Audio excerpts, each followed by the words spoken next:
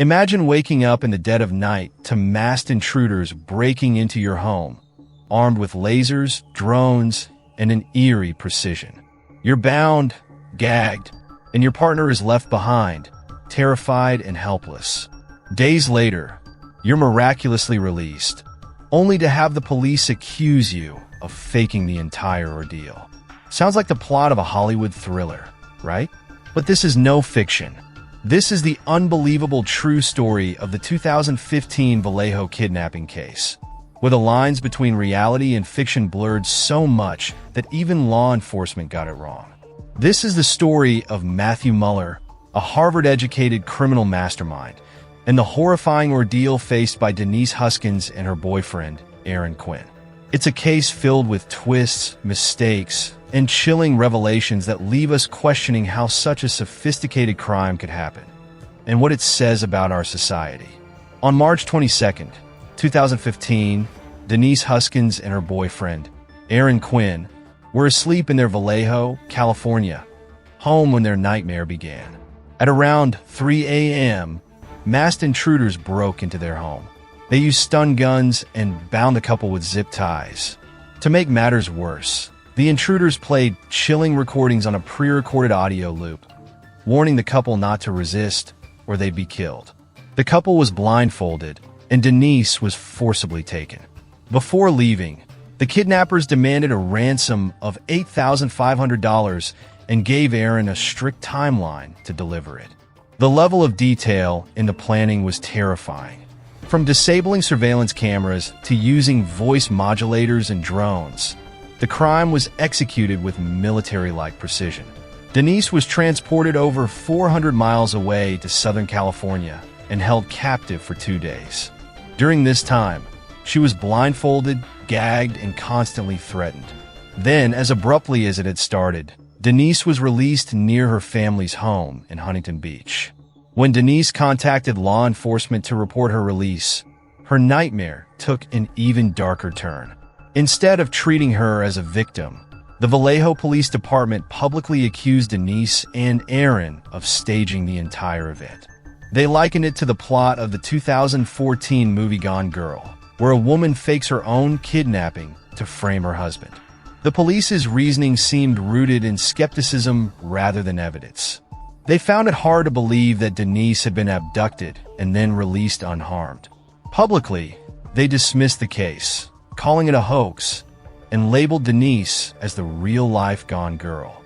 Media outlets ran with a sensational headline, tarnishing Denise's reputation and leaving her and Aaron to face ridicule. The case took a shocking turn 3 months later when the police were called to investigate a home invasion in Dublin, California. The suspect, Matthew Muller, had left behind crucial evidence: Denise's stolen belongings, including a laptop and documents related to the kidnapping. DNA evidence linked Muller to the Vallejo case, forcing authorities to retract their hoax claim and take the crime seriously. Muller was a former U.S. Marine and Harvard-educated attorney. Despite his promising background, he had a history of mental health issues and a series of crimes involving home invasions. Investigators discovered that Muller's crimes were meticulously planned. He often used drones for surveillance, pre-recorded audio commands, and even training manuals outlining his methods. This wasn't a one-off crime. It was part of a broader pattern. Matthew Muller's life was a paradox. On one hand, he was a brilliant Harvard graduate with a promising future. On the other, he was a deeply disturbed individual battling bipolar disorder. His military background likely influenced the precision of his crimes. Investigators found that Muller had a history of targeting affluent couples, breaking into their homes, and using fear to control his victims. One chilling detail of the Vallejo kidnapping was Muller's use of drones to scout his targets. He also employed sophisticated countermeasures to avoid detection, such as encrypted emails and burner phones. The Vallejo case was no exception to his pattern, but was unique in its brazenness and the psychological damage it inflicted on its victims. The damage to Denise Huskins and Aaron Quinn's lives was immeasurable. Not only did they endure a horrifying crime, but they were also publicly humiliated and accused of lying. Denise described her ordeal in her memoir, Victim F, From Crime Victims to Suspects to Survivors. The book delves into the trauma of not being believed and the couple's fight to clear their names. The couple eventually sued the Vallejo Police Department for defamation and emotional distress. In 2018, they were awarded $2.5 million in a settlement, but the emotional scars remained. The case exposed deep flaws in the criminal justice system, particularly in how victims of violent crimes are treated. This case highlights alarming issues in how law enforcement handles complex crimes. The Vallejo Police Department's rush to judgment not only failed Denise and Aaron, but also delayed justice. Their public accusation of a hoax perpetuated harmful stereotypes about victims and undermined public trust in the justice system. Additionally, the case raises questions about the influence of media and pop culture. The comparison to Gone Girl was not only inaccurate but damaging. It shows how easily a narrative can overshadow facts, with devastating consequences for the people involved. Why $8,500? The ransom amount, $8,500, was oddly specific and relatively low for such a high-risk crime. Some theorists believe Muller deliberately chose a lower amount to make the crime seem less professional, adding another layer of confusion. The drone theory. Muller's use of drones to surveil his targets is a chilling reminder of how modern technology can be weaponized in criminal activities. This aspect of the case has sparked discussions about privacy laws and drone regulations. A Gone Girl copycat. Some speculate that Muller may have been inspired by the Gone Girl movie, which had been released just a year earlier.